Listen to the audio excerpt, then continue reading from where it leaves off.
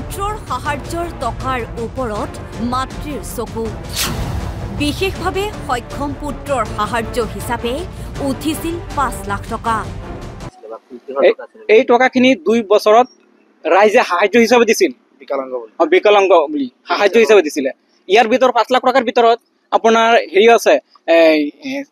আঁচনি টকাও আছে চৰকাৰী আঁচনি ধন আছে ইয়াত টকা আৰু নিজৰ সুখৰ বাবে মাতৃয়ে পাহৰি গ'ল ২ সন্তানক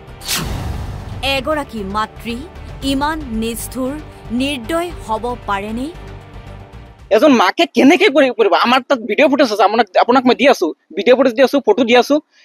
কেনেকে পাৰে এজন মাকে কেনেকে এনেকুৱা অত্যাচাৰ কৰিব এইজন ৰছিদুল হক ঘৰ নগাঁৱৰ জুৰিয়াৰ ধিংবৰী চাপৰি গাঁৱত এইগৰাকী ৰছিদুলৰ পত্নী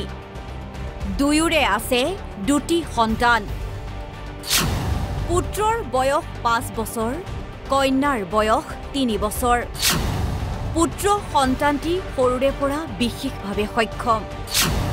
পুত্ৰৰ সাহায্য হিচাপে উঠিছিল ৫ লাখ টকা সেই টকাত চকু পৰিছিল পাহান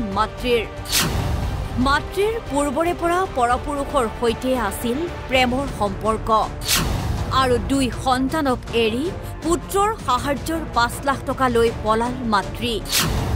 সেই টকাৰে প্ৰেমিক মুবাৰক আলীৰ সৈতে মাতৃয়ে গঢ়িছে আন এখন সুখৰ সংসাৰ পত্নী নোহোৱাত এতিয়া ২ সন্তানক লৈ স্বামী ৰছিদুলৰ হাহাকাৰময় অৱস্থা টকাৰ অভাৱত পুত্ৰৰ চিকিৎসা কৰিব পৰা নাই স্বামীয়ে অৱশ্যে ন্যায় বিচাৰি আৰক্ষীৰ কাষ চাপিল স্বামী তাৰমানে মোৰ ৱাইফজনী আজিৰ পৰা প্ৰায় ১ বছৰ আগত দুটা ল'ৰা ছোৱালী এটা বিকলাংগ ল'ৰা হয় ৫ বছৰীয়া ল'ৰা দুটা ল'ৰা ছোৱালীৰ ডকুমেণ্টছ আৰু ৫ লাখ টকাৰ লগতে GMCৰ পৰা চৰকাৰে দিয়া আপোনাৰ ২৫,০০০ টকাৰ ঔষধ সেইখিনি লৈ তেওঁ গুচি গ'ল আজি প্ৰায় ১ বছৰৰ কথা ১ বছৰে তেওঁ আমাক বাঢ়াই নি আছে তো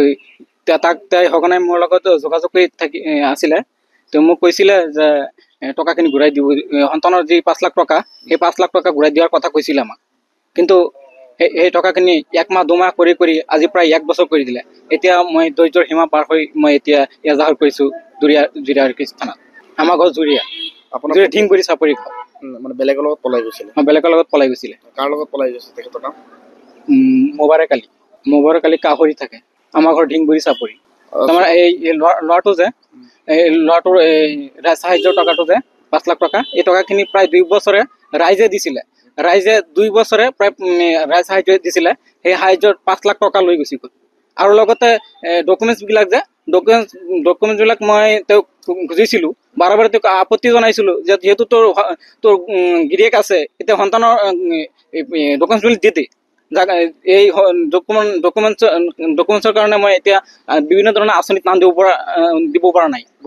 বঞ্চিত হৈ আছোঁ তাৰোপৰি ২৫,০০০ টকাৰ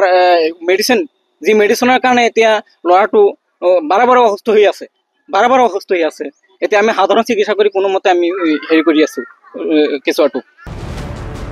লাওখোৱাৰ পৰা আব্দুল হান্নানৰ report Assam live 24 NB news